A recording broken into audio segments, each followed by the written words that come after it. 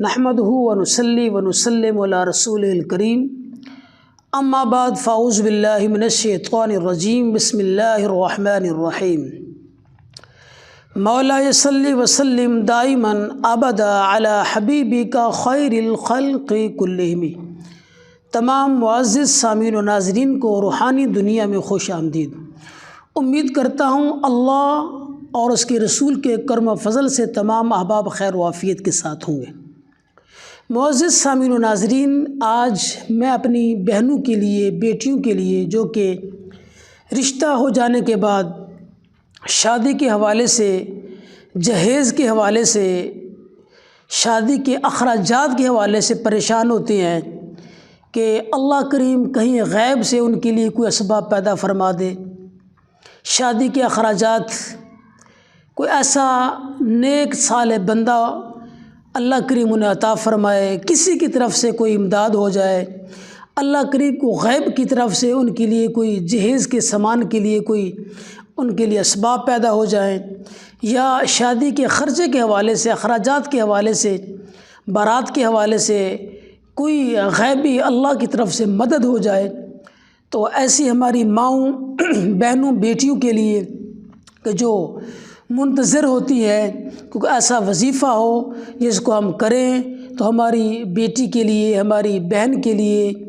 اور ہمارے کسی احباب بزرگ ہیں، نوجوان ہیں، ان کی طرف سے کسی کی کوئی بیٹی ہے اس کی رخصتی کرنا چاہتے ہیں تو پریشان حال ہے، کوئی ایسا وظیفہ ہونا چاہیے جس کو وہ کریں تو ہماری بیٹیوں کے لیے، بہنوں کے لیے جو رخصت کا وقت ہوتا ہے اس کے لیے کوئی جہیز کا سامان، اس کے لیے کوئی اسباب پیدا ہو جائیں، یا شادی کے جو اخراجات ہوتے ہیں ان کے لیے کوئی اسباب پیدا ہو جائیں۔ تو آج انشاءاللہ العزیز میں آپ کو ایک زبردست وظیفہ بتاتا ہوں، یہ 12 مرتبہ اس کو آزمایا گیا ہے۔ تو جو بھی ہماری مائیں، بہنیں، بیٹیاں، بھائی اپنی بیٹیوں کو رخصت کرنا چاہتے ہیں، بہنوں کو رخصت کرنا چاہتے ہیں تو کوئی اسباب پیدا نہیں ہو رہے تو اس وظیفے کو یقین کامل کے ساتھ کیجیے، تو انشاءاللہ غیب کی طرف سے ہماری بیٹیوں کے لیے، جہیز کے لیے، رخصتی کے لیے، شادی کے لیے، بارات کے لیے اللہ کریم اسباب پیدا فرما دے گا۔ اس طرف سے کہیں بھی ایسا کوئی سبب بن جائے گا کہ بندہ حیران ہوتا ہے کہ میں نے یہ سوچا بھی نہیں تھا کہ اس طرح ہماری بیٹی کا جہیز کا سلسلہ بن جائے گا، شادی اور رخصتی کا سلسلہ بن جائے گا، بارات کا سلسلہ بن جائے گا۔ شرط یہ ہے کہ یقین کامل سے آپ کیجیے۔ وہ وظیفہ کیا ہے؟ سماعت کیجیے۔ وظیفہ یہ ہے کہ روزانہ ہر رات نماز عشاء کے بعد سے لے کر طلوع فجر تک کسی بھی مرتبہ، کسی بھی وقت 300 مرتبہ سورہ اخلاص پڑھیے۔ بسم اللہ الرحمن الرحیم پڑھ کے قل هو اللہ احد اللہ الصمد لم یلد ولم یولد ولم یکن لہ کفوا احد۔ پھر بسم اللہ الرحمن الرحیم پڑھ کے قل هو اللہ احد اللہ الصمد لم یلد ولم یولد ولم یکن لہ کفوا احد۔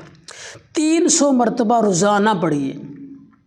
اگر آپ یقین کامل کرتے ہوئے دن رکھ بھی لیں گے، بیٹی کے، بہن کے اسباب نہیں ہے، کچھ بھی نہیں ہے، یقین کامل کے ساتھ سورہ اخلاص کو پڑھنا شروع کر دیجئے، تو انشاءاللہ العزیز جس دن آپ نے رخصتی رکھی ہوئی ہے، بارات رکھی ہوئی ہے، تو اس سے پہلے اللہ کی طرف سے غیب سے اسباب پیدا ہو جائیں گے انشاءاللہ العزیز۔ یقین کامل کے ساتھ ہماری وہ بہنیں، بیٹیاں جو منتظر ہیں کہ اللہ کریم کہیں سے اسباب پیدا فرمائے تو ہم دن رکھیں، شادی کریں، بیٹی کو رخصت کریں، تو ان کے لیے نایاب تحفہ ہے۔